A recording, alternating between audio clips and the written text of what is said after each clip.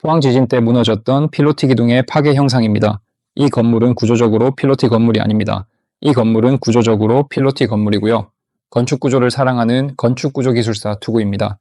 필로티는 무조건 지진에 위험한 구조일까요? 절대 아닙니다. 지킬 것들만 잘 지키면 필로티도 안전한 구조가 될 수 있습니다. 오늘 이 영상을 끝까지 보신다면 여러분의 건물은 지진에도 견딜 수 있습니다. 포항 지진 이후 오명을 입은 필로티에 대해 시작하겠습니다. 우선 라멘조와 벽식 구조에 대해 간략히 설명드리겠습니다. 왼쪽 그림은 라멘조입니다. 기둥과 보가 주요 구조체를 이루며 이 구조에서 기둥과 보의 재료는 철근 콘크리트일 수도 있고 철골일 수도 있습니다. 즉, 어떤 재료를 사용하든 기둥과 보로 구조를 형성하면 라멘조라고 부릅니다. 오른쪽 그림은 벽식 구조입니다. 벽과 슬래브가 주요 구조체로 작용하는 방식이며 여러분이 살고 계시는 대부분의 아파트 구조를 떠올리시면 이해가 쉽습니다. 두 사진 모두 건축적으로는 1층에 벽이 없는 필로티 구조입니다. 하지만 마감재를 모두 제거하고 주요 골조만 보면 구조 시스템이 완전히 다르다는 것을 확인할 수 있습니다. 마감재를 벗겨낸 후 사진입니다. 왼쪽 건물은 전체 층이 기둥과 보로만 이루어진 라멘조입니다. 반면 오른쪽 건물은 1층만 라멘조이고 2층부터는 벽식 구조로 전환된 형태입니다. 왼쪽 건물은 전체 층을 기둥과 보로 구조를 구성한 뒤 외부에 판넬 같은 마감재를 붙여 외형상으로만 필로티 형태를 구현한 사례입니다. 오른쪽 건물은 구조 자체가 다릅니다. 1층은 라멘조지만 2층부터는 벽식 구조로 바뀌면서 벽이 주요 구조 부재인 내력벽이자 실을 구분하는 벽의 역할까지 하게 됩니다. 구조적인 관점에서 중요한 필로티 형식 건축물은 왼쪽 사진처럼 하부는 라멘조, 상부는 벽식 구조로 구성된 경우를 말합니다. 이러한 구조를 전이 구조라고 부르는데요. 3층 이상의 필로티 형식 건축물은 법적으로 건축구조기술사의 협력을 받도록 규정되어 있을 만큼 구조적으로 취약할 수 있는 구간이 존재합니다. 이 사진에서 라멘조와 벽식 구조가 만나는 부분이 바로 전이층입니다. 전이층에 해당하는 기둥과 보 같은 부재들에는 특별 지진 하중을 적용해야 합니다. 쉽게 말씀드리면 전이층이 무너지면 그 위층 전체가 붕괴될 수 있기 때문에 이 구간에 해당하는 약층 구조인 라멘조에는 지진 하중을 더 크게 적용해야 한다는 뜻입니다. 그 이유는 다음과 같습니다. 왼쪽의 전층 라멘조로 이루어진 건물은 지진이 발생했을 때 모든 층이 동일한 골조로 구성되어 있기 때문에 전체적으로 유사한 방식으로 변형이 발생합니다. 즉, 특별히 힘이 집중되는 구간 없이 변형이 고르게 분포된다고 볼 수 있습니다. 반면 오른쪽의 전이 구조, 즉 하부는 라멘조, 상부는 벽식 구조로 구성된 경우에는 상황이 다릅니다.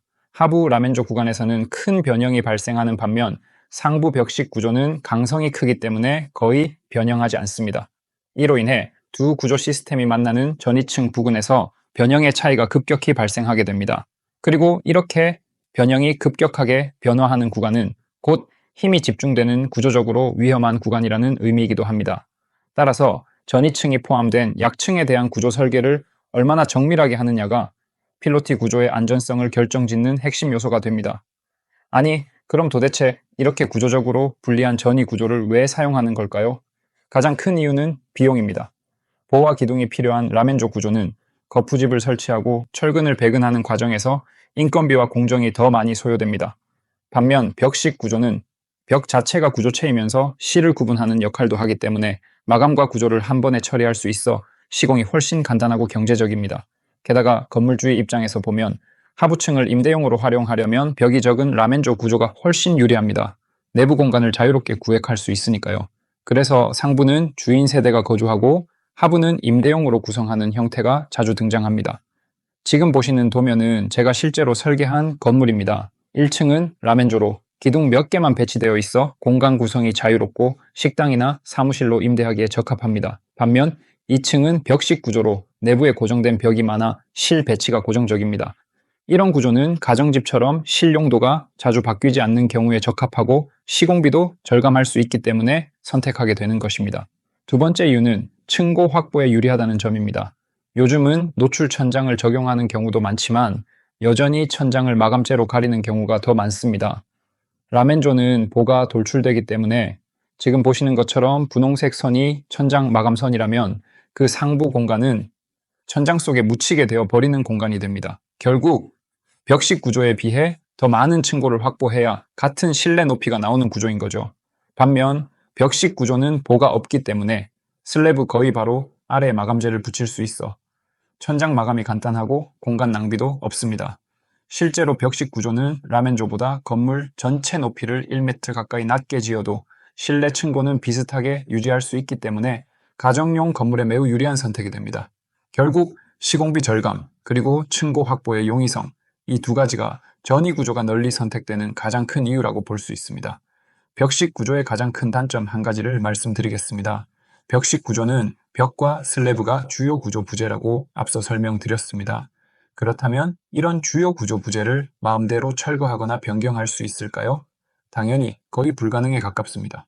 즉, 시간이 지나 건물의 용도를 바꾸고 싶어도 구조 변경이 매우 어렵다는 것입니다. 그럼 라멘조는 어떨까요? 라멘조 구조에서 벽은 대부분 비내력벽, 즉 가벽에 해당합니다. 구조체가 아니기 때문에 철거가 가능하고 리모델링이 훨씬 자유롭습니다. 내부 공간은 물론 필요하다면 외부 벽체도 유연하게 변경할 수 있기 때문에 시간이 지나도 활용도가 높고 결과적으로 건물의 자산 가치도 더 유지될 가능성이 높습니다. 요약 및 결론입니다.